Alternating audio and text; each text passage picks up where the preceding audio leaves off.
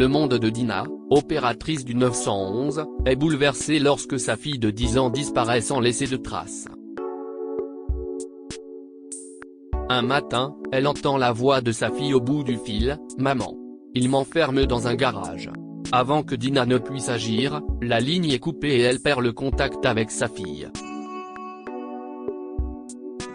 Seul le cœur de Dina savait à quel point tout cela avait été difficile, le divorce inattendu, la bataille pour la garde de Mia et la peur constante que les choses échappent un jour à son contrôle.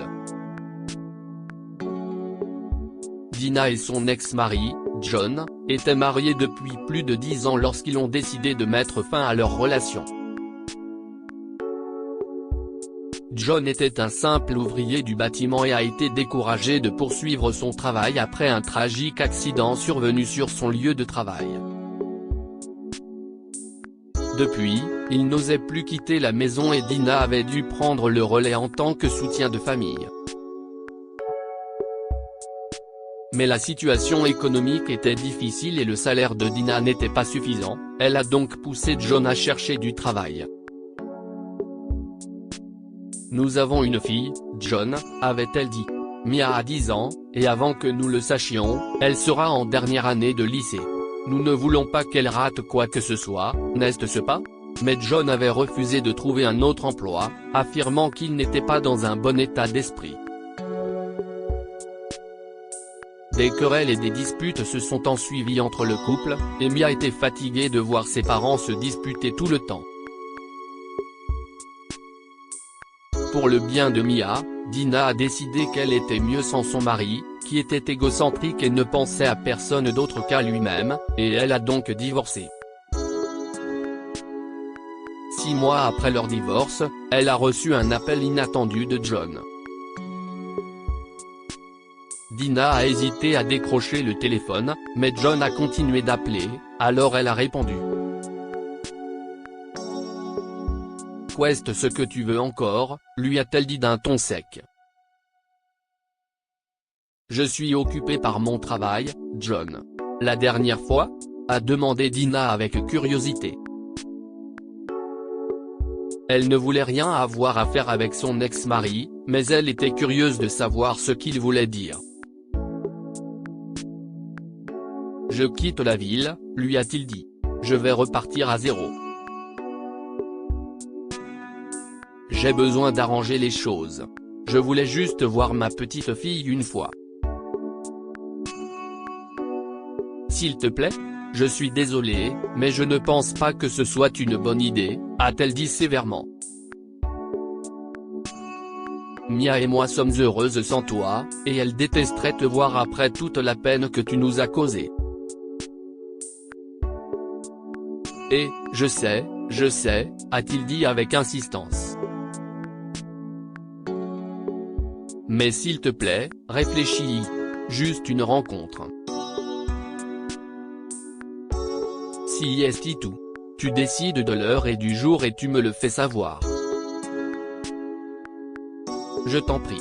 Tu peux me rappeler à ce numéro, a-t-il ajouté avant de raccrocher. Dina a réfléchi. Elle n'a pas rejeté immédiatement la proposition de John. Il était le père de Mia, après tout. Il avait le droit de la voir une dernière fois. De plus, quelque chose dans le cœur de Dina lui disait que ce n'était qu'une rencontre, et que rien ne se passerait mal. C'était un vendredi. Dina avait autorisé son ex-mari à emmener leur fille se promener dans le parc du quartier. Mia et John étaient censés être rentrés avant 18 h, mais ils n'ont pas donné signe de vie avant 19 h, ce qui a inquiété Dina. Elle a essayé de joindre John, mais son numéro n'était pas disponible, et Mia ne répondait pas au téléphone. Dina a pris son manteau et s'est rendue au parc, mais il n'y avait aucun signe de Mia ou de John. La nuit tombée, Dina fouillait tous les coins et recoins des rues entourant le parc et les restaurants et cafés à proximité, pensant que John avait peut-être emmené Mia pour le dîner. Mais tout cela n'a servi à rien. Dina a alerté ses collègues et une équipe est envoyée à la recherche de sa fille et de son ex-mari. Où sont-ils? s'est écrié Dina en s'engageant dans son allée. Et si l'on des ennuis? Malheureusement, pendant des jours, il n'y a eu aucune évolution, aucun signe de Mia ou de John. Le téléphone de Mia était constamment éteint et celui de John était hors service. Dina a tout fait pour retrouver sa fille, mais en vain. Depuis la disparition de Mia, elle ne se rendait plus au travail et ne voulait plus rien faire. Comment pourrait-elle se concentrer sur quoi que ce soit alors que sa fille a disparu? Mia avait à peine 10 ans et était trop innocente pour affronter le monde extérieur. Dina s'est rapprochée de tout. Elle avait été une mauvaise mère. Elle n'aurait jamais dû laisser John emmener Mia en promenade. Avait-il disparu avec Mia? Ce soir-là, Dina tenait la photo de Mia et pleurait quand elle s'est soudain souvenue qu'elle avait appris à Mia à contacter le 911 en cas d'urgence. Si jamais tu as des problèmes Mia, compose le 911 et maman viendra toujours t'aider. D'accord? 911. Répète après moi. 911, avait gazouillé Mia avec un sourire. Je me souviendrai, maman. Travail, s'est écrié Dina. Je dois retourner au travail. Peut-être que Mia me contactera là-bas? Le lendemain, Dina était donc de retour à son poste de travail, dans l'attente d'un appel de sa fille disparue. Elle avait demandé à ses collègues s'il avait reçu un appel de Mia, mais aucun n'en avait reçu. L'anxiété de Dina augmentait à chaque appel qu'elle recevait, espérant que sa fille la contacterait bientôt. Mais la journée entière s'est écoulée sans que Mia n'appelle. Dina a demandé à nouveau à ses collègues s'ils ont reçu un appel de Mia, mais ils ont répondu par la négative. Dina n'est pas rentrée chez elle ce soir-là. Elle attendait l'appel de Mia à son bureau et n'a pas réalisé qu'elle s'était assoupie. À 4 heures du matin, son téléphone a sonné. Dina s'est réveillée en sursaut. Oui, le 911. Quelle est votre urgence? A-t-elle demandé. Pendant un instant, Dina a pu entendre quelqu'un sangloter à l'autre bout du fil. Elle lui a dit, « Allô? Si est-il le 911. Quel est votre ?» Le cœur de Dina s'est emballé dans sa poitrine lorsqu'elle a reconnu la voix. Ses paumes sont devenues glaciales et des larmes ont jailli de ses yeux. Une semaine après la disparition de sa fille, elle pouvait enfin entendre sa voix. Il y avait enfin une lueur d'espoir pour Dina de retrouver sa fille. Mia? A demandé Dina en se levant d'un bond. Mia? Chérie, où es-tu? Qu'est-ce ce qui s'est passé? Tu vas bien? A-t-elle demandé. Ses collègues se sont retournés pour la regarder, et elle leur a fait signe de suivre la localisation de Mia. Maman. Il m'enferme dans un garage, a-t-elle sangloté. Aide-moi, maman. Je t'en prie. J'ai peur. Mia, chérie, reste forte, d'accord? Maman va t'aider, a dit Dina à sa fille, en essayant de cacher la panique et la peur dans sa voix. Qui t'a emmené là-bas, Mia? Peux-tu me dire ce que tu vois autour de toi, chérie, à part le garage? Papa, a-t-elle répondu, donnant des frissons à Dina. J'ai volé mon téléphone à papa. Papa m'a amené ici, maman. Mais il n'est pas papa, et je. Avant que Mia ne puisse dire où elle se trouvait exactement, la ligne est coupée et le traceur disparaît de l'écran de l'ordinateur. Allô, Mia? Oh, non, je l'ai perdu. Je l'ai perdu, s'est écriée Dina en jetant son casque. David, elle s'est tournée vers son collègue. J'ai besoin de ton aide et d'une équipe. Je dois sauver ma fille. Ne t'inquiète pas, on s'occupe de toi, a dit David en tapant sur son ordinateur. Une équipe a été envoyée immédiatement, et Dina espérait retrouver sa fille saine et sauve. Elle était loin de se douter qu'elle allait avoir un choc. Lorsque Dina et son équipe sont arrivées sur place, elles se sont retrouvées dans un quartier louche avec des maisons qui semblaient inhabitées depuis des années. Elle a parlé d'un garage, a dit Dina à l'équipe. Cherchez une maison avec un garage. Et maintenant, dispersez-vous dans toutes les directions. Dina et son équipe se sont dispersées dans différentes directions, à la recherche de Mia. Ils ont frappé à toutes les portes dotées d'un garage, ont montré leur badge de police et ont fouillé tout l'endroit, mais il n'y a eu aucune trace de Mia. Lorsque Dina a frappé à la porte d'une vieille maison délabrée, il n'y avait pas de réponse. Elle a sonné plusieurs fois. Pas de réponse.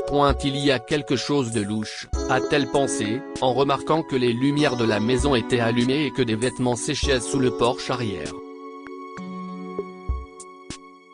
Bonjour. Y a-t-il quelqu'un à la maison? S'est-elle écriée. Nous sommes en train de faire une recherche, sortez de la maison s'il vous plaît.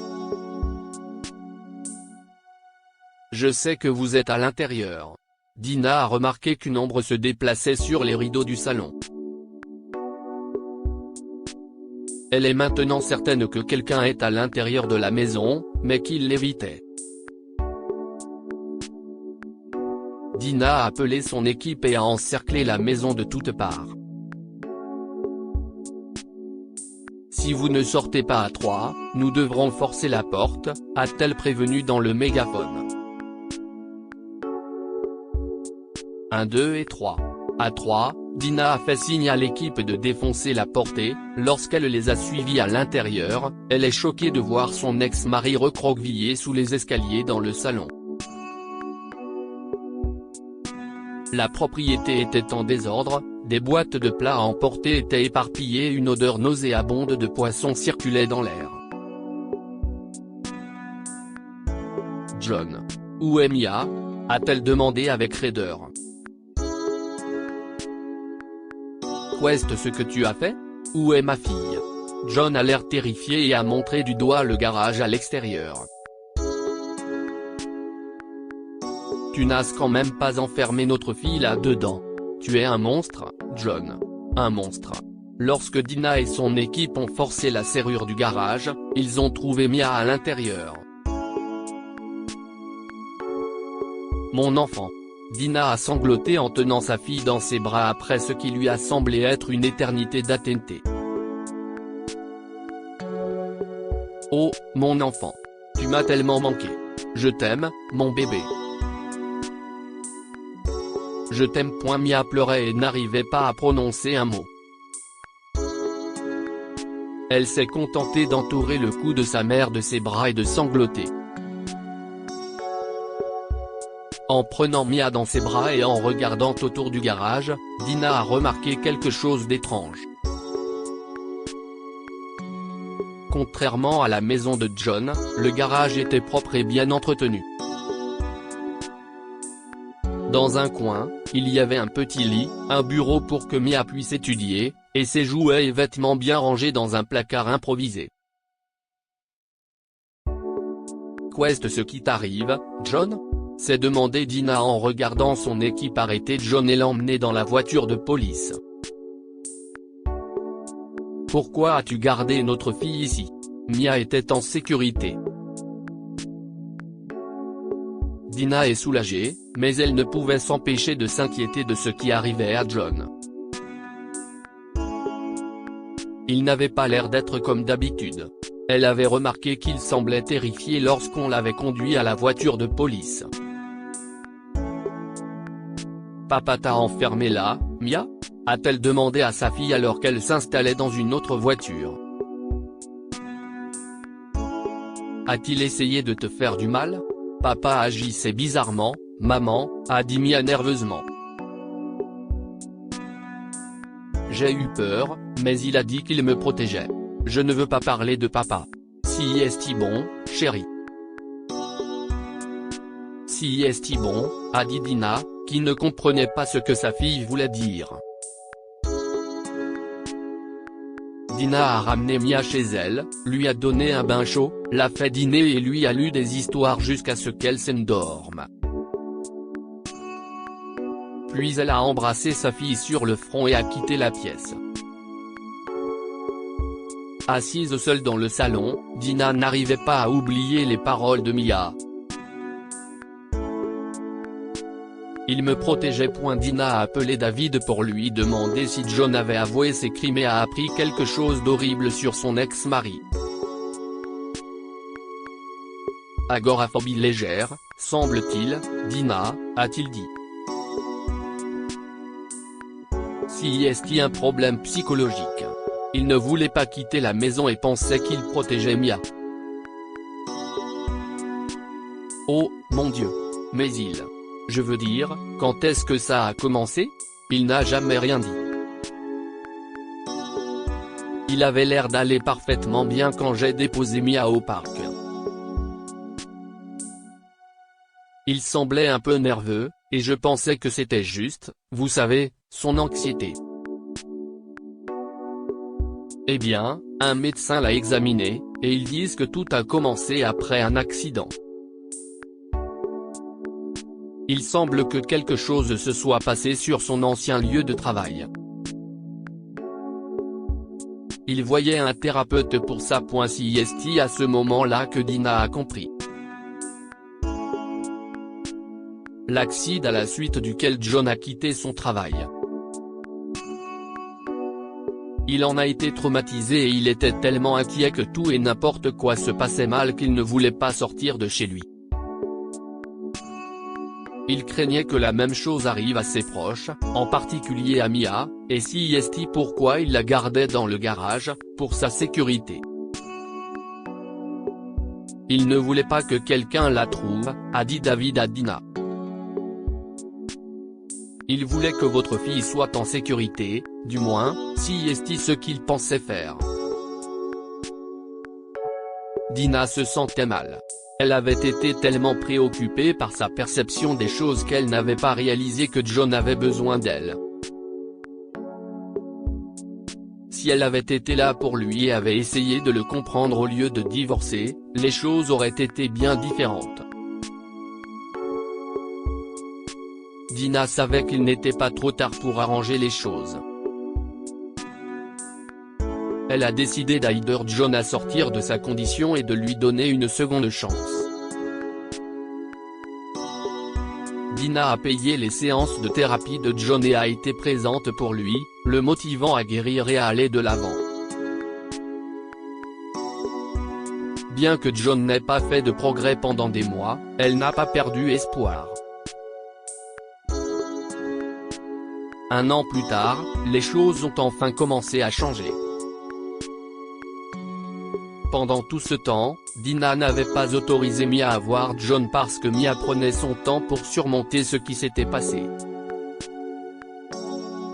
Mais un jour, Dina a emmené Mia avec elle voir John et a été surprise de voir à quel point ils étaient à l'aise l'un avec l'autre. Le thérapeute de John a été surpris de voir le changement positif chez son patient, et il a encouragé John à sortir souvent avec Mia, considérant que c'était un signe qui avait aidé John à sortir de son trouble mental. Aujourd'hui, tout est rentré dans l'ordre pour Mia, John et Dina. Ils sont redevenus une famille parfaite après la guérison de John. En fait, Dina et John attendaient leur deuxième enfant, et Mia deviendra bientôt une grande sœur. Pour Dina, tout cela ressemble à un rêve, sa famille est heureuse, unie et épanouie. Que pouvons-nous apprendre de cette histoire? Quelle que soit la difficulté des choses, il y a toujours un espoir de fin heureuse. Bien que Mia, John et Dina aient traversé des épreuves terribles dans leur vie, Ils sont aujourd'hui réunis en famille, plus heureux que jamais. Ne laissez jamais vos proches dans les moments difficiles. Parfois, votre présence peut tout changer. Si Dina avait été là pour John et avait essayé de le comprendre, il n'aurait peut-être jamais pris le mauvais chemin et fait ce qu'il a fait. Partagez cette histoire avec vos amis. Elle pourrait égayer leur journée et les inspirer.